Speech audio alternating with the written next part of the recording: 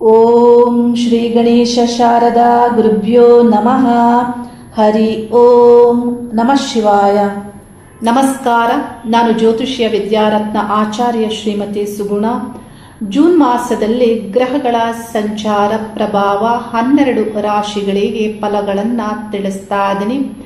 ಗ್ರಹಗಳಲ್ಲಿಯೇ ಮುಖ್ಯ ಗ್ರಹವಾದಂತಹ ಸೂರ್ಯ ಗ್ರಹ ವೃಷಭ ರಾಶಿಯಲ್ಲಿ ಮತ್ತು ಮಿಥುನ ರಾಶಿಯಲ್ಲಿ ಸಂಚಾರ, ಶುಕ್ರ ಗ್ರಹ ಮಿಥುನ ರಾಶಿಯಲ್ಲಿ ಕಟಕ ರಾಶಿಯಲ್ಲಿ ಸಂಚಾರ, ಬುಧ ಗ್ರಹ ಮಿಥುನ ರಾಶಿಯಲ್ಲಿ ಕಟಕ ರಾಶಿಯಲ್ಲಿ ಸಂಚಾರ, ಕುಜಗ್ರಹ ಮೇಷ ರಾಶಿಯಲ್ಲಿ ಮತ್ತು ವೃಷಭ ರಾಶಿಯಲ್ಲಿ ಸಂಚಾರ, ಶನಿಗ್ರಹ ರೇವತಿ ನಕ್ಷತ್ರ ಮೀನ ರಾಶಿಯಲ್ಲಿ ಸಂಚಾರ, ಗುರುಗ್ರಹ ಪುನರ್ವಸು ನಕ್ಷತ್ರ ಕಟಕ ರಾಶಿಯಲ್ಲಿ ಸಂಚಾರ, ಮಕ ನಕ್ಷತ್ರದಲ್ಲಿ ಕೇತುಗ್ರಹ ಸಿಂಹ ರಾಶಿಯಲ್ಲಿ ಸಂಚಾರ, ಶತಭಿಷ ನಕ್ಷತ್ರದಲ್ಲಿ ಕುಂಭ ರಾಶಿಯಲ್ಲಿ ರಾಹುಗ್ರಹ ಸಂಚಾರ ಆಗಲಿದ್ದು, ಜೂನ್ ಮಾಸದಲ್ಲಿ ಗ್ರಹಗಳ ಪ್ರಭಾವ ಸಂಚಾರ 12 ರಾಶಿಗಳಿಗೆ ಯಾವ ಫಲವನ್ನು ನೀಡುತ್ತವೆ ಅನ್ನುವುದರ ಬಗ್ಗೆ ತಿಳಿಸ್ತಾ ಇದ್ದೀನಿ.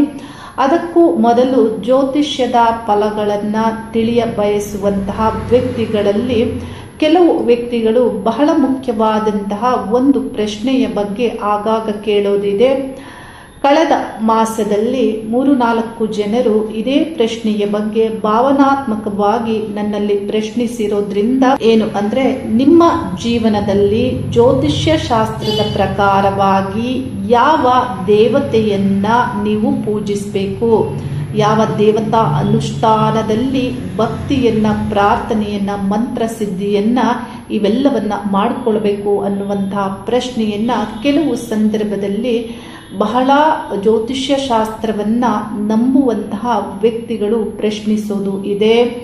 ಅದಕ್ಕೆ ನಾನು ಇಲ್ಲಿ ಕೆಲವು ವಿಷಯಗಳಿಂದ ನಿಮಗೆ ಸರಿಯಾದ ಕ್ಲಾರಿಟಿ ಸಿಗಬಹುದು. ಕೆಲವು ಸಂದರ್ಭದಲ್ಲಿ ನಿಮ್ಮ ಸುತ್ತಮುತ್ತಲೇ ಕೆಲವು ಸೂಕ್ಷ್ಮವಾದಂತಹ ರಹಸ್ಯಗಳು ಇರುತ್ತೆ, ನಿಗೂಢವಾದಂತಹ ವಿಷಯಗಳಿರುತ್ತೆ. ಆಲೋಚಿಸಿ ನಿರ್ಧರಿಸಿ ಅನ್ನೋದನ್ನು ನಾನು ತಿಳಿಸ್ತಾ ಇದ್ದೇನೆ.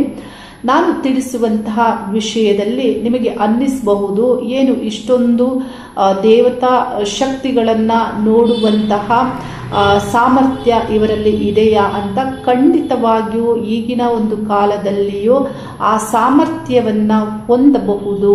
ಆದರೆ ಆ ಸಾಮರ್ಥ್ಯ ಯಾರಿಗಿರುತ್ತೆ ಅಂಥವರಿಗೆ ಮಾತ್ರ ದೇವತಾ ಶಕ್ತಿಗಳನ್ನು ನಿತ್ಯ ನೋಡುವಂತಹ ಭಾಗ್ಯ ಮತ್ತು ಅದೃಷ್ಟ ಇವೆಲ್ಲವೂ ಅವರ ಜೀವನದಲ್ಲಿ ಇರುತ್ತೆ. ಇಲ್ಲಿ ಜ್ಯೋತಿಷಿಗಳಿಗೆ, ಜ್ಯೋತಿಷ್ಯ ಶಾಸ್ತ್ರ ಮತ್ತು ಜ್ಯೋತಿಷಿಗಳಿಗೆ ರಹಸ್ಯವಾದ ಜ್ಞಾನ ಮತ್ತು ರಹಸ್ಯವಾದಂತಹ ವಿಷಯಗಳ ಗೋಚಾರ ತಿಳಿಯುವಂತಹ ಸಾಮರ್ಥ್ಯ ಹಿಂದಿನ ಕಾಲದಿಂದಲೂ ಇತ್ತು. ಇದರಲ್ಲಿ ಯಾವ ವಿಶೇಷತೆಯೂ ಇಲ್ಲ.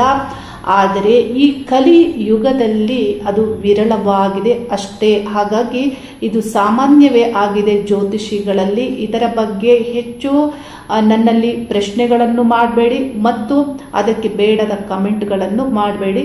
ಆದರೆ ಕ್ಲಾರಿಟಿಯನ್ನು ಮಾತ್ರ ನಾನು ಕೊಡ್ತಾ ಇದ್ದೇನೆ. 2016ರಲ್ಲಿ ತುಮಕೂರಿನ ಪ್ರತಿಷ್ಠಿತವಾದ ಕುಟುಂಬ, ವಿದ್ಯಾವಂತರ ಕುಟುಂಬವೊಂದು ನನ್ನ ಮನೆಗೆ ಬರ್ತಾರೆ. ಬಂದಂತಹ ವಿಷಯ, 3 ಮಕ್ಕಳಿರ್ತಾರೆ. ಒಬ್ಬರು ಮೆಡಿಕಲ್ ಮಾಡ್ತಾ ಇರ್ತಾರೆ, ಇನ್ನೊಬ್ಬರು PU ಹಂತ, ಇನ್ನೊಬ್ಬರು ಹೈಸ್ಕೂಲ್ ಹಂತದಲ್ಲಿ ಈ ಮಕ್ಕಳಿರ್ತಾರೆ. ಇವರ ವಿದ್ಯಾಭ್ಯಾಸ ಸಲುವಾಗಿ ಬಂದಿರ್ತಾರೆ. ಅಂದಿನಿಂದ ಅವರಿಗೆ ತಿಳಿಸಿದಂತಹ ವಿಷಯಗಳು, ಭವಿಷ್ಯದಲ್ಲಿ ನಡೆದಂತಹ ವಿಷಯಗಳು, ನಾನು ಬರೆದುಕೊಟ್ಟಂತಹ ಎಲ್ಲ ವಿಷಯಗಳು ಸತ್ಯವಾಗಿರುವುದಕ್ಕೆ ಆಗಾಗ ನನ್ನಿಂದ ಮತ್ತೆ ಮತ್ತೆ ಅವರು ಸಲಹೆಯನ್ನು ಪಡಿತಾ ಇರ್ತಾರೆ. 2022ಕ್ಕೆ ಮತ್ತೆ ನನ್ನ ಕಚೇರಿಗೆ ಭೇಟಿಯನ್ನ ನೀಡುತ್ತಾರೆ. ಅವರು ಬಂದಂತಹ ವಿಷಯ ಏನಂದ್ರೆ, ಮಗಳ ವಿವಾಹ ಸಂಬಂಧಪಟ್ಟಂತಹ ವಿಷಯ ಆಗಿರುತ್ತೆ. ಈ ಹಿಂದೆ 6-7 ವರ್ಷಗಳ ಹಿಂದೆಯೇ ನಾನು ಅವರಿಗೆ ಬರೆದುಕೊಟ್ಟಂತಹ ವಿಷಯದಲ್ಲಿ ಏನಿತ್ತು ಅಂದರೆ, ಮಗಳ ವಿವಾಹ ನಿಧಾನ ಆಗುತ್ತೆ ಅನ್ನುವಂತಹ ಬರವಣಿಗೆಯನ್ನು ಬರೆದು ಕೊಟ್ಟಿರ್ತೇನೆ. ಅದನ್ನು ತೆಗೆದುಕೊಂಡು ಬಂದು ಕೇಳ್ತಾರೆ, ಇದನ್ನೇನಾದರೂ ಬದಲಿಸಬಹುದಾ ಅಂತ, ಇದಕ್ಕೇನಾದರೂ ವಿಷಯಗಳನ್ನು ತಿಳಿಸಿ ಅಂತ. ನೋಡಿ, ವಿಧಿ ಮತ್ತು ಕಾಲವನ್ನು, ಆಗಬಹುದಾದ ವಿಷಯಗಳನ್ನು ಯಾವ ಕಾಲದಲ್ಲಿ ಆಗಬೇಕೋ ಅದು ಆಗಿಯೇ ಆಗುತ್ತೆ. ಯಾವ ಜ್ಯೋತಿಷಿಗಳು ಬದಲಾಯಿಸಲು ಸಾಧ್ಯವಿಲ್ಲ. ಆದರೆ ಅದಕ್ಕಿರುವಂತಹ ಕಾಲವನ್ನು ಗುರುತಿಸುವುದು ಮತ್ತು ಆಗಬಹುದಾದಂತಹ ವಿಷಯಗಳಿಗೆ ಪರಿಹಾರಗಳನ್ನು ಮಾಡಿಕೊಳ್ಬೇಕಾಗತ್ತೆ. ಅದರ ಸಂಬಂಧಪಟ್ಟಂತೆ ವಿಷಯವನ್ನು ನಾನು ಆಗಾಗಲೇ ತಿಳಿಸಿರ್ತೇನೆ. ಮಗಳನ್ನು ಇನ್ನೂ ಹೆಚ್ಚಿನ ವಿದ್ಯಾಭ್ಯಾಸವನ್ನು ಮಾಡಿಸಿ ಮೆಡಿಕಲ್ ನಂತರ PGಯನ್ನು ಮಾಡಿಸಿ ಕಾಲ ವ್ಯರ್ಥ ಆಗೋದಿಲ್ಲ ಅಂತ ತಿಳಿಸಿರ್ತೇನೆ. ಆದರೂ ವಿವಾಹ ಕಾಲವನ್ನು ತಿಳಿಯುವ ಒಂದು ವಿಷಯವಾಗಿ ನನ್ನ ಕಚೇರಿಗೆ ಫಲಪುಷ್ಪ ತಾಂಬೂಲ ಸಹಿತವಾಗಿ ಅವರು ಬರ್ತಾರೆ. ಬಂದಂತಹ ಆ ಕಾಲದಲ್ಲಿ ನಾವು ಶಾಸ್ತ್ರದ ಒಂದು ಚಿಂತನೆಯಲ್ಲಿ ನನಗೆ ಪ್ರಥಮ ಹಂತದಲ್ಲಿ ಅವರ ಒಂದು ರಹಸ್ಯವಾದಂತಹ ವಿಷಯ ಗೋಚಾರ ಆಗಲಿಕ್ಕೆ ಆರಂಭ ಆಗುತ್ತೆ.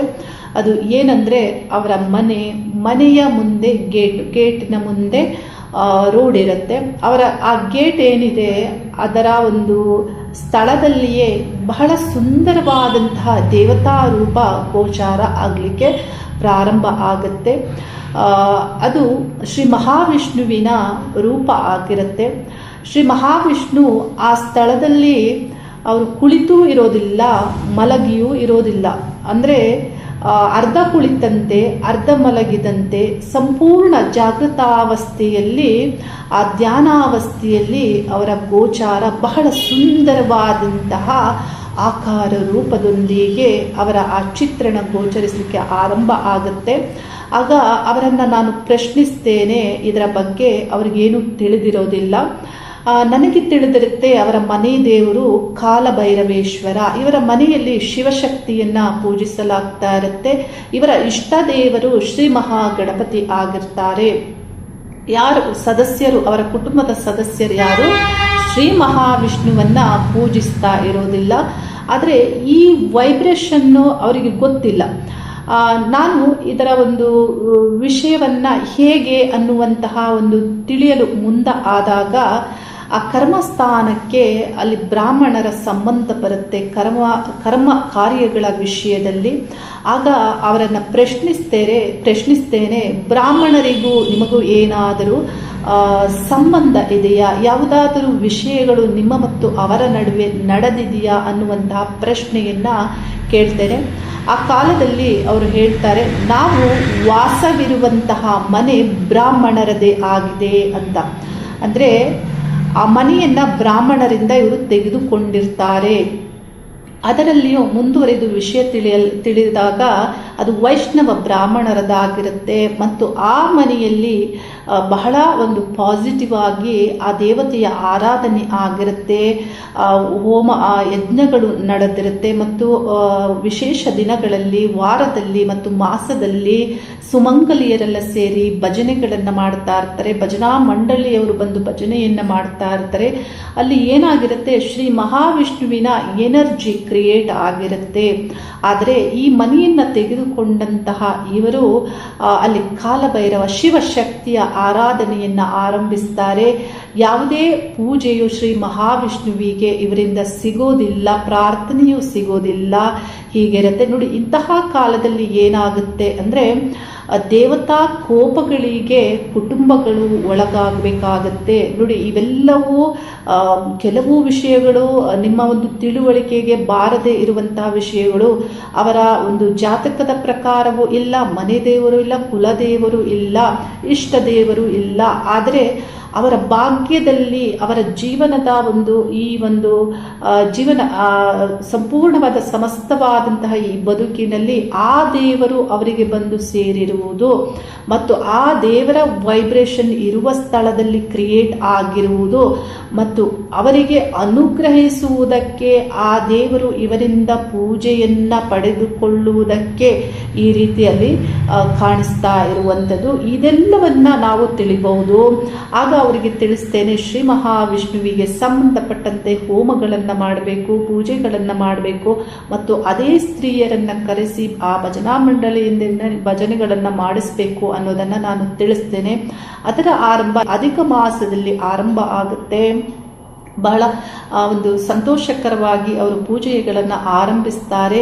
ನೋಡಿ, ಮನೆ ದೇವರು ಕುಲದೇವರ ಜೊತೆಯಲ್ಲಿ ಆ ಸ್ಥಳದಲ್ಲಿ ಇರುವಂತಹ ಆ ಒಂದು ವೈಬ್ರೇಷನ್ಗೆ ಆದ್ಯತೆಯನ್ನು ಕೊಡಬೇಕು ಅನ್ನೋದನ್ನು ನಾನು ಅಲ್ಲಿ ತಿಳಿಸ್ತೇನೆ. ಅಂದಿನಿಂದ ಅದು ಆರಂಭ ಆಗುತ್ತೆ. ಈಗ ಈ ವರ್ಷದಲ್ಲಿ ಅವರ ಕುಟುಂಬದಲ್ಲಿ ಮಂಗಳ ಕಾರ್ಯವು ನಡೀತಾ ಇದೆ. ಆದರೆ ಯಾವ ಒಂದು ಸ್ಪಷ್ಟತೆಯನ್ನು ನೀವಿಲ್ಲ ಅರ್ಥ ಮಾಡ್ಕೊಳ್ಬೇಕಂದ್ರೆ, ಅವರ ಜಾತಕದಲ್ಲೆಲ್ಲ ಕುಲದೇವರೆಲ್ಲ, ಇಷ್ಟ ದೇವರೆಲ್ಲ, ಮನೆ ದೇವರೆಲ್ಲ ಅವರು ಸಿದ್ಧಿಪಡಿಸಿಕೊಂಡ ದೇವತೆಯೂ ಅಲ್ಲ. ಅವರಲ್ಲಿ ಇದ್ದಂತಹ ಆ ವಿಷಯ ನಿಗೂಢ ರಹಸ್ಯವಾದಂತಹ ಈ ಸೂಕ್ಷ್ಮ ವಿಷಯಗಳು ಅವರ ತಿಳುವಳಿಕೆಗೆ ಬಂದಿರೋದಿಲ್ಲ. ಅವರ ಮನೆಗೆ ನಾನು ಹೋಗಿ ನಂತರದಲ್ಲಿ ನಾನು ನೋಡಿದಾಗ ಅವರ ಮನೆಯಲ್ಲಿ ಆದಂತಹ ವುಡ್ ವರ್ಕ್ ಎಲ್ಲವೂ ಶ್ರೀ ಮಹಾವಿಷ್ಣುವಿನ ಶಂಖ ಮತ್ತು ಚಕ್ರಗಳಿಂದಲೂ ಅಲಂಕರಿಸಲ್ಪಟ್ಟಿರುತ್ತೆ. ಅಷ್ಟರ ಒಂದು ಮಟ್ಟಿಗೆ ಹಿಂದೆ ಇದ್ದಂತಹ ಬ್ರಾಹ್ಮಣ ಕುಟುಂಬವು ಅಲ್ಲಿ ಪೂಜೆಯನ್ನು ಮಾಡಿರುತ್ತೆ. ನೋಡಿ, ಸನಾತನ ಸಂಸ್ಕೃತಿಯಲ್ಲಿ ಅನೇಕ ದೇವತೆಗಳನ್ನು ಪೂಜೆಗೆ ತಿಳಿಸಲಾಗುತ್ತೆ, ಅನುಷ್ಠಾನ ಸಿದ್ಧಿಗಳಿಗೆ ತಿಳಿಸಲಾಗುತ್ತೆ. ಆದರೆ ನೀವು ಮುಖ್ಯವಾಗಿ ಯಾವ ತತ್ವ, ಯಾವ ಸ್ವಭಾವ, ಯಾವ ಗುಣದ ದೇವತೆಯನ್ನ ಆಯ್ಕೆ ಮಾಡ್ಕೊಳ್ತೀರಾ, ಅದು ನಿಮಗೆ ಹೇಗೆ ಹೊಂದಿಕೆಯಾಗುತ್ತೆ, ನಿಮಗೆ ಹೇಗೆ ಅನುಗ್ರಹಿಸ್ತಾರೆ ಅನ್ನೋದೇ ಬಹಳ ಮುಖ್ಯ. ಎಲ್ಲ ದೇವತೆಗಳು ಎಲ್ಲರಿಗೂ ಒಳ್ಳೆ ಫಲವನ್ನ ನೀಡೋದಿಲ್ಲ. ಆದರೆ ನೀವು ಇದನ್ನ ಸರಿಯಾಗಿ ತಿಳಿದುಕೊಳ್ಬೇಕು. ಅದು ಇನ್ನೊಬ್ಬರು ತಿಳಿಸುವುದಕ್ಕಿಂತ ಮುಖ್ಯವಾಗಿ ನಿಮ್ಮ ಸುತ್ತಮುತ್ತಲೇ, ನಿಮ್ಮ ಒಂದು ಸಮಗ್ರವಾದಂತಹ ಬದುಕಿನಲ್ಲೇ ಕೆಲವು ರಹಸ್ಯಗಳು ಅಡಗಿರುತ್ತೆ. ಅದನ್ನು ತಿಳಿದುಕೊಳ್ಳುವಂತಹ ಪ್ರಯತ್ನವನ್ನ ಮಾಡಿ ಮತ್ತು ದೇವತೆಗಳ ಬಗ್ಗೆ ನೀವು ನಿರ್ಧಾರಗಳನ್ನು ಮಾಡಿ. ಜ್ಯೋತಿಷ್ಯ ಶಾಸ್ತ್ರದ ಪ್ರಕಾರವಾಗಿ ತಿಳಿಯೋದಿದೆ. ರಾಶ್ಯಾಧಿಪತಿ, ಲಗ್ನಾಧಿಪತಿ ಮತ್ತು ಅದೃಷ್ಟ ಸ್ಥಾನಾಧಿಪತಿಗಳನ್ನ ತಿಳಿದು ಜ್ಯೋತಿಷಿಗಳು ಸಾಮಾನ್ಯವಾಗಿ ತಿಳಿಸ್ತಾರೆ, ಈ ದೇವತೆಯನ್ನ ಪೂಜಿಸಿ ಅನ್ನೋದನ್ನ. ಅದಕ್ಕೂ ಹೆಚ್ಚಾಗಿ ಒಳಗೆ ಹೋಗಿ ಗ್ರಹಗಳ ಒಂದು ಸ್ಥಿತಿ, ಡಿಗ್ರಿ, ಆ ಸ್ಥಾನ, ನಕ್ಷತ್ರಗಳಲ್ಲಿ ಕೆಲವು ಸ್ಥಾನಾಧಿಪತಿಗಳ ಗಣಿತವನ್ನ ಮಾಡಿ ಅಲ್ಲಿ ಬರುವಂತಹ ಆ ಒಂದು ಉತ್ತರದಲ್ಲಿ ಯಾವ ದೇವತೆಯನ್ನ ಪೂಜಿಸಬೇಕು ಅಂತ ಆ ಗಣಿತವೇ ತಿಳಿಸುತ್ತೆ. ಅದರ ಪ್ರಕಾರವಾಗಿ ತಿಳಿಬಹುದು. ಆದರೆ ಎಲ್ಲ ಜ್ಯೋತಿಷಿಗಳು ಅದನ್ನು ತಿಳಿಸೋದಿಲ್ಲ. ಸಾಮಾನ್ಯವಾಗಿ ಮೇಲ್ನೋಟಕ್ಕೆ ಏನು ಅವರಿಗೆ ತಿಳಿಯುತ್ತೆ ಅದನ್ನು ತಿಳಿಸ್ತಾರೆ. ಆದರೆ ಇಲ್ಲಿ ನೀವೇನು ಅರ್ಥ ಮಾಡ್ಕೊಳ್ಬೇಕು ಅಂದರೆ, ನೋಡಿ, ಇವರ ಜೀವನಕ್ಕೆ ಇವರು ಆನಂತರವೂ 2022ರ ನಂತರವೂ ನನ್ನ ಕಚೇರಿಗೆ ಬಂದಿದ್ದಾರೆ. ಬಂದಂತಹ ಕಾಲದಲ್ಲಿ ಆ ಒಂದು ಅವರೇನು ಕುಳಿತುಕೊಳ್ತಾರೆ ಪ್ರಶ್ನೆಗೆ, ಆಗ ಅವರ ಹಿಂದೆ ಶ್ರೀ ಮಹಾವಿಷ್ಣುವೇ ಕಾಣಿಸ್ತಾರೆ. ನೋಡಿ, ಅವರ ಮನೆ ದೇವರು ಬರೋದಿಲ್ಲ. ಈಶ್ವರ ಪಾರ್ವತಿಯ ಒಂದು ಪ್ರಭಾವಕ್ಕಿಂತ ಶ್ರೀ ಮಹಾವಿಷ್ಣುವಿನ ಪ್ರಭಾವವೇ ಅಲ್ಲಿ ಹೆಚ್ಚಾಗಿ ನಮಗೆ ಗೋಚಾರ ಆಗುತ್ತೆ. ಮತ್ತು ಆ ದೇವತಾ ಅನುಗ್ರಹವನ್ನು ನಾವಲ್ಲಿ ತಿಳಿಬಹುದು, ಅನುಭವಕ್ಕೆ ಬರುತ್ತೆ. ನಾನು ಹಾಗಾಗಿ ಅವರಿಗೆ ಬಹಳ ಸಂದರ್ಭದಲ್ಲಿ ನಾನು ಹೇಳಿದ್ದೇನೆ, ಏನಂದ್ರೆ ದೇವಾಲಯಗಳಿಗೆ ಹೋದಾಗಲೇ ಆ ದೇವತಾ ಎನರ್ಜಿಯ ಅನುಭವ ನೋಡಿ ಆಗೋದಿಲ್ಲ. ಆದರೆ ಆ ವ್ಯಕ್ತಿ, ಆ ಸ್ತ್ರೀ ನನ್ನ ಕಚೇರಿಗೆ ಬಂದಾಗ ನನಗೆ ಈ ದೇವತೆಯನ್ನು ನೋಡುವಂತಹ, ಈ ಅನುಭವವನ್ನು ಪಡೆಯುವಂತಹ ಭಾಗ್ಯವನ್ನು ಹೊತ್ತು ತರ್ತಾರೆ. ಹಾಗಾಗಿ ಜ್ಯೋತಿಷಿಗಳ ಬಳಿ ಬರುವಂತಹ ಕೆಲವು ವ್ಯಕ್ತಿಗಳು ನಿಜವಾಗಿಯೂ ಅದೃಷ್ಟ ಭಾಗ್ಯವನ್ನೇ ಹೊತ್ತು ತರ್ತಾರೆ ಅನ್ನೋದನ್ನು ನಾನಿಲ್ಲಿ ತಿಳಿದಿರುವಂಥದ್ದು. ಹಾಗಾಗಿ ನಾನು ಆಗಾಗ ತಿಳಿಸ್ತಾ ಇರ್ತೇನೆ, ಜನರು ಕಷ್ಟಗಳನ್ನು ಹೊತ್ತು ತರುವುದಲ್ಲ, ಸಮಸ್ಯೆಗಳನ್ನು ನಮ್ಮ ಬಳಿ ತರುವುದಲ್ಲ, ಜೊತೆಗೆ ಭಾಗ್ಯವನ್ನು, ಅನುಭವವನ್ನು, ತಿಳುವಳಿಕೆಯನ್ನು, ಜ್ಞಾನವನ್ನು ಹೊತ್ತು ತರ್ತಾರೆ. ನೋಡಿ, ಇದೆಲ್ಲ ವಿಷಯಗಳಿಂದ ನಿಮಗೆ ಏನು ಸ್ಪಷ್ಟತೆ ಬರುತ್ತೆ ಅಂದರೆ, ದೇವತೆಗಳು ಯಾವ ಮಾರ್ಗದಲ್ಲಿ ಆದರೂ ನಿಮ್ಮ ಜೀವನಕ್ಕೆ ಜೊತೆಯಾಗಬಹುದು. ಇಂಥ ಅನೇಕವಾದಂತಹ ಅನುಭವಗಳು ಇದೆ. ಇದರ ಬಗ್ಗೆ ನಾನು ಮುಂದಿನ ಮಾಸಗಳಲ್ಲಿ ಸಾಧ್ಯವಾದಷ್ಟು ಸ್ಪಷ್ಟತೆಯನ್ನು ಕೊಡ್ತಾ ಹೋಗ್ತೇನೆ. ಇಲ್ಲಿ ಇನ್ನು ಕೆಲವು ಒಂದು ಪ್ರಶ್ನೆಗಳಿಗೆ ಕಳೆದ ಮಾಸದಲ್ಲಿ ನನಗೆ ಕೆಲವು ವಿಷಯಗಳನ್ನು ಕಮೆಂಟ್ ಹಾಕಿದ್ದೀರಾ. ಮಿಥುನ ರಾಶಿ ಮತ್ತು ಸಿಂಹ ರಾಶಿಯಲ್ಲಿ ನೀವು ತಿಳಿದುಕೊಳ್ಳಬೇಕು, ನಾನ್ಯಾವ ಪದವಿಗಳನ್ನು ಕೊಟ್ಟುಕೊಳ್ತಾ ಇಲ್ಲ, ಯಾವ ಬಿರುದುಗಳನ್ನು ಕೊಟ್ಟುಕೊಳ್ತಾ ಇಲ್ಲ.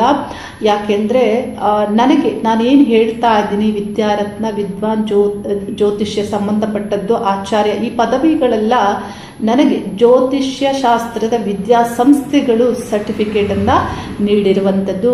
ಅದಕ್ಕಾಗಿ ನಾನಿಲ್ಲಿ ಆ ಹೆಸರುಗಳನ್ನು ಬಳಸ್ತೇನೆ.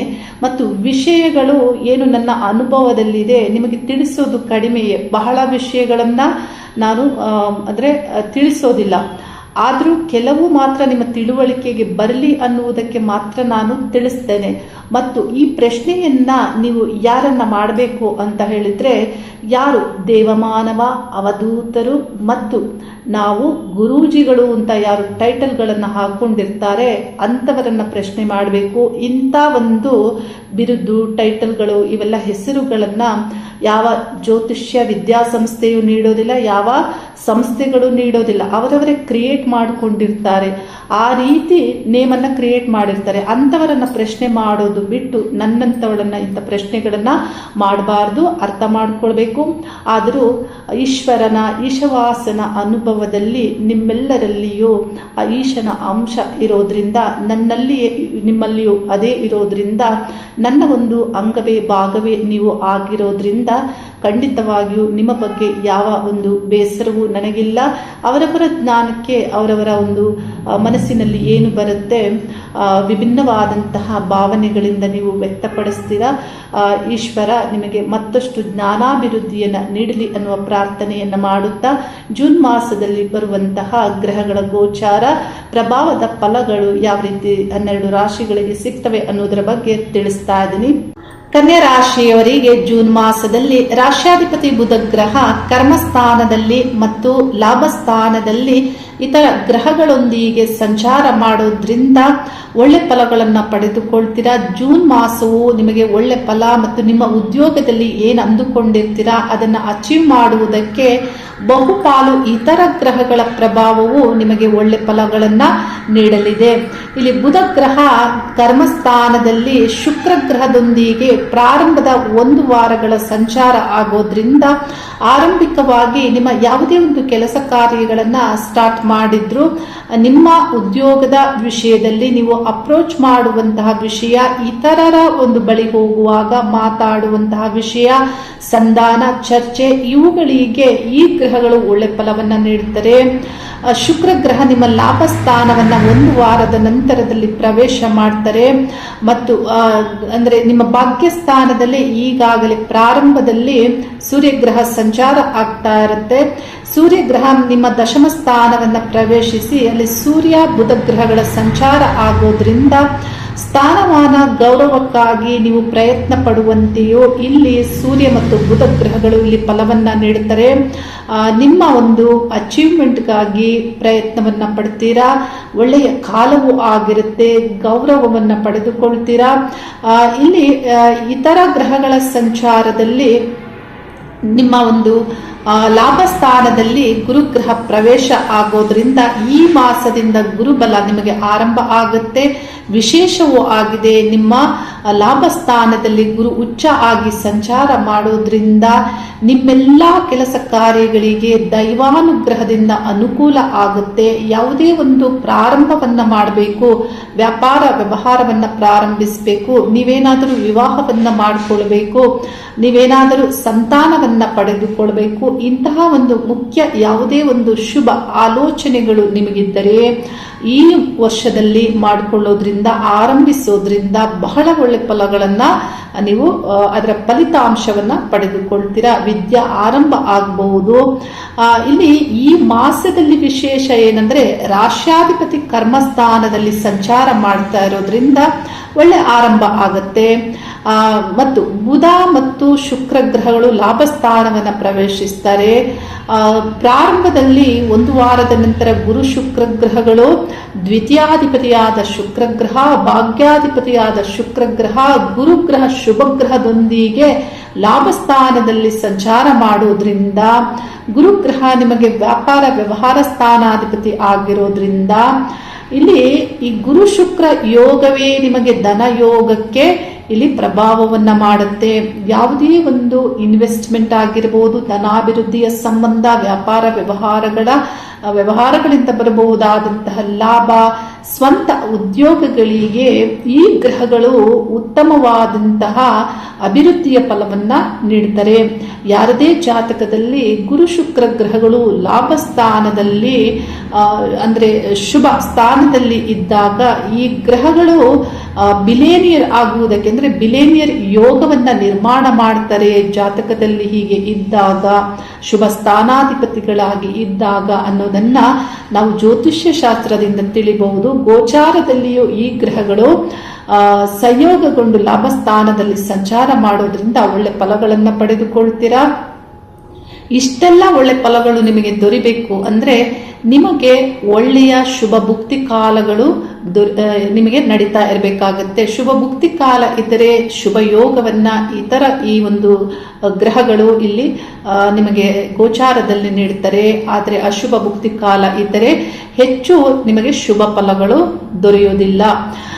ಇನ್ನು ಉದ್ಯೋಗ ಸಂಬಂಧಪಟ್ಟಂತೆ ಗವರ್ಮೆಂಟ್ ಉದ್ಯೋಗಸ್ಥರಿಗೆ ಒಳ್ಳೆ ಫಲಗಳು ದೊರೆಯುತ್ತೆ. ಖಾಸಗಿ ಕಂಪನಿಯಲ್ಲಿ ಕೆಲಸ ಮಾಡುವಂತಹ ವ್ಯಕ್ತಿಗಳಿಗೂ ಯಾವುದೇ ಹೆಚ್ಚಿನ ಸಮಸ್ಯೆಗಳಿಲ್ಲ. ಸ್ವಂತ ಉದ್ಯೋಗಗಳಿಗೂ ಹೆಚ್ಚಿನ ಸಮಸ್ಯೆಗಳಿಲ್ಲ. ಧನಾಭಿವೃದ್ಧಿ ಆಗುತ್ತೆ. ಎಲ್ಲದರ ಡೆವಲಪ್ಮೆಂಟ್ಗೆ ಈ ಗ್ರಹಗಳು ನಿಮಗೆ ಪ್ರಭಾವವನ್ನ ಮಾಡ್ತವೆ. ಮುಖ್ಯವಾಗಿ ಗುರುಗ್ರಹ ಚತುರ್ಥಾಧಿಪತಿ ಆಗಿರೋದ್ರಿಂದ ವಾಹನವನ್ನ ತೆಗೆದುಕೊಳ್ಬೇಕು, ಆಸ್ತಿಯನ್ನ ನೋಡಬೇಕು, ಮನೆಯನ್ನ ತೆಗೆದುಕೊಳ್ಬೇಕು, ಅಥವಾ ಮನೆಗಾಗಿ ಏನಾದರೂ ನೀವು ಪ್ರಾರಂಭಿಸಬೇಕು ಅಂದ್ರೆ ನಿಮಗೆ ಇಲ್ಲಿ ಲಾಭದ ಫಲವನ್ನ ಈ ಗ್ರಹ ನೀಡ್ತಾರೆ. ಅಥವಾ ಆಸ್ತಿ ಮಾರಾಟ ಮಾಡಬೇಕು ಮತ್ತು ನಿಮ್ಮ ಒಂದು ಮನೆಯನ್ನ ಮಾರಾಟ ಮಾಡುವುದಕ್ಕೂ ಅಥವಾ ವಾಹನವನ್ನ ಮಾರಾಟ ಮಾಡುವುದಕ್ಕೂ ಇಲ್ಲಿ ಈ ಗ್ರಹಗಳು ಇಂಥ ಬಿಸ್ನೆಸ್ಗೆ ಸಂಬಂಧಪಟ್ಟಂತೆ ನೋಡಿ, ಮನೆ ಕಟ್ಟಿ ಮಾರಾಟ ಮಾಡುವುದೇ ಬಿಸ್ನೆಸ್ ಆಗಿರುತ್ತೆ. ಆಸ್ತಿಯನ್ನ ತೆಗೆದುಕೊಂಡು ಮಾರಾಟ ಮಾಡುವುದೇ ಬಿಸ್ನೆಸ್ ಆಗಿರುತ್ತೆ. ವಾಹನ ಸಂಬಂಧಪಟ್ಟಂತಹ ಸೇಲ್ಸ್ ಸಂಬಂಧಪಟ್ಟಂತಹ ಉದ್ಯೋಗದಲ್ಲಿ ನೀವಿದ್ರೆ ಅದರಿಂದಲೂ ನಿಮಗೆ ಲಾಭದ ಫಲಗಳನ್ನ ಪಡೆದುಕೊಳ್ತೀರಾ. ಮತ್ತು ಪಾರ್ಟ್ನರ್ಶಿಪ್ ಸಂಬಂಧಪಟ್ಟಂತೆ ಪಾರ್ಟ್ನರ್ ಇಂದಲೂ ನಿಮಗೆ ಲಾಭವು ದೊರೆಯುತ್ತೆ. ಮತ್ತು ಪತ್ನಿಯಿಂದ ಲಾಭ, ಇಲ್ಲಿ ತಾಯಿಯಿಂದ, ತಂದೆಯಿಂದ ಇವರ ಅನುಕೂಲ, ಇವರ ಸಹಕಾರವು ನಿಮಗೆ ಆಗುತ್ತೆ. ನೋಡಿ, ಯಾವುದೇ ಕೆಲಸ ಕಾರ್ಯಗಳನ್ನು ಮಾಡಬೇಕಾದ್ರೂ ಬಂಧು ಮಿತ್ರರ ಸಹಕಾರಗಳು ಇರಬೇಕಾಗುತ್ತೆ. ತಂದೆ ತಾಯಿ, ಅದರಲ್ಲಿ ಮುಖ್ಯವಾಗಿ ಪತ್ನಿ, ತಂದೆ ತಾಯಿ ಸಹಕಾರ ಇರಬೇಕಾಗುತ್ತೆ. ಇವರ ಸಹಾಯ ನಿಮಗೆ ದೊರೆಯುತ್ತೆ. ಇವರಿಂದಲೂ ಲಾಭದ ಫಲಗಳನ್ನು ಪಡೆದುಕೊಳ್ತೀರಾ. ಆದರೆ ಒಡ ಹುಟ್ಟಿದವರಿಂದ ಈ ಮಾಸದಲ್ಲಿ ಸ್ವಲ್ಪ ಕಷ್ಟ ಆಗುತ್ತೆ. ಮಿತ್ರರು, ಹತ್ತಿರದವರಿಂದ ಸ್ವಲ್ಪ ಈ ಮಾಸದಲ್ಲಿ ಕಷ್ಟ ಆಗುತ್ತೆ. ಯಾಕೆಂದ್ರೆ ಅಷ್ಟಮ ಸ್ಥಾನದಲ್ಲಿ ಕುಜಗ್ರಹದ ಸಂಚಾರ ಆಗ್ತಾ ಇರೋದ್ರಿಂದ ಸಡನ್ ಆಗಿ ಏನಾದರೂ ಅವರಿಂದ ಸಮಸ್ಯೆಗಳು ಬರಬಹುದು, ಕಷ್ಟಕ್ಕೆ ಸಿಲುಕಬಹುದು. ಹಾಗಾಗಿ ಮಿತ್ರರು ಮತ್ತು ನಿಮ್ಮ ಒಡ ಹುಟ್ಟಿದವರೊಂದಿಗೆ ನಿಮ್ಮ ಒಂದು ನಡತೆಯಲ್ಲಿ ನೀವು ಎಕ್ಸ್ಟ್ರಾ ಕೇರ್ ಅನ್ನ ತೆಗೆದುಕೊಳ್ಬೇಕಾಗತ್ತೆ. ಈ ಮಾಸದಲ್ಲಿ ಕುಜಗ್ರಹ ಅಷ್ಟಮದಲ್ಲಿ ಸಂಚಾರ ಮಾಡ್ತಾ ಇರೋದ್ರಿಂದ ಸಡನ್ ಆಗಿ ಏನಾದರೂ ಬದಲಾವಣೆಗಳನ್ನ ಮಾಡಿಕೊಳ್ಳುವುದಕ್ಕೆ, ಸಡನ್ ಆಗಿ ನೀವೇನಾದರೂ ನಿಮ್ಮ ಜೀವನದಲ್ಲೇನಾದರೂ ಘಟಿಸುವುದಕ್ಕೂ ಅಂದ್ರೆ ಏನಾದರೂ ಆಗುವುದಕ್ಕೂ ಇಲ್ಲಿ ಕುಜನ ಒಂದು ಪ್ರಭಾವ ಆಗುತ್ತೆ. ಹಾಗಾಗಿ ನಿಮ್ಮ ಹೊರಗಿನ ಕೆಲಸ ಕಾರ್ಯಗಳಲ್ಲಿ ನೀವು ಜಾಗೃತಿಯಿಂದ ಇರಬೇಕಾಗುತ್ತೆ. ಸ್ವಲ್ಪ ಮಟ್ಟಿಗೆ ಎಕ್ಸ್ಟ್ರಾ ಕೇರ್ ಅನ್ನ ತೆಗೆದುಕೊಳ್ಬೇಕಾಗತ್ತೆ. ಇದೊಂದು ಮಾಸ. ಈ ಮಾಸದ ಕೊನೆಯಲ್ಲಿಯೇ ಭಾಗ್ಯಸ್ಥಾನವನ್ನ ಕುಜಗ್ರಹ ಪ್ರವೇಶಿಸ್ತಾರೆ. ಅಷ್ಟಮ ಸ್ಥಾನದಲ್ಲಿ ಯಾವ ಗ್ರಹಗಳ ಸಂಚಾರವೂ ಇರೋದಿಲ್ಲ. ಅಡ್ಡಿ ಆತಂಕಗಳು ಹೆಚ್ಚಾಗಿ ಇರೋದಿಲ್ಲ. ಕಷ್ಟ ನಷ್ಟಗಳು ಹೆಚ್ಚಾಗಿ ಇರೋದಿಲ್ಲ. ಈ ಒಂದು ಮಾಸದ ಪ್ರಾರಂಭದ 2-3 ವಾರಗಳು ಕೆಲವು ಎಚ್ಚರಿಕೆಗಳನ್ನ ನೀವು ತೆಗೆದುಕೊಂಡಲ್ಲಿ ಮುಂದಿನ ದಿನಗಳಲ್ಲಿ ಒಳ್ಳೆಯ ಸುಧಾರಣೆ ಆಗುತ್ತೆ. ಅಂದ್ರೆ ನಿಮ್ಮ ಜೀವನವನ್ನ ಏನೇ ಸಮಸ್ಯೆಗಳಿದ್ದರೂ ಬ್ಯಾಲೆನ್ಸ್ ಮಾಡ್ತೀರಾ, ಸರಿಯಾದ ರೀತಿಯಲ್ಲಿ ಬ್ಯಾಲೆನ್ಸ್ ಮಾಡ್ತೀರಾ. ಇನ್ನು ಆರೋಗ್ಯದ ಸಂಬಂಧಪಟ್ಟಂತೆಯೂ ಈಗಾಗಲೇ ಹಿಂದಿನ 2-3 ತಿಂಗಳುಗಳಲ್ಲಿ ಯಾರಿಗಾದರೂ ಆರೋಗ್ಯ ಸಮಸ್ಯೆಗಳ ಆರಂಭ ಆಗಿದ್ರೆ, ಏಕೆಂದ್ರೆ ಬುಧ ಗ್ರಹ ನೀಚ ಮತ್ತು ಇತರ ಪಾಪಗ್ರಹಗಳೊಂದಿಗೆ ಫೆಬ್ರವರಿ, ಮಾರ್ಚ್, ಏಪ್ರಿಲ್ ಮಾಸದಲ್ಲಿ ಸಂಚರಿಸಿರೋದ್ರಿಂದ ಕೆಲವರಿಗೆ ಬೇರೆ ಬೇರೆ ಆದಂತಹ ಸಮಸ್ಯೆಗಳ ನಿರ್ಮಾಣ ಆಗಿರುತ್ತೆ. ಇದೆಲ್ಲದರ ಒಂದು ಸುಧಾರಣೆ ಈಗ ಆಗತ್ತೆ. ಈ ಒಂದು ವರ್ಷದಲ್ಲಿ ಆಗತ್ತೆ.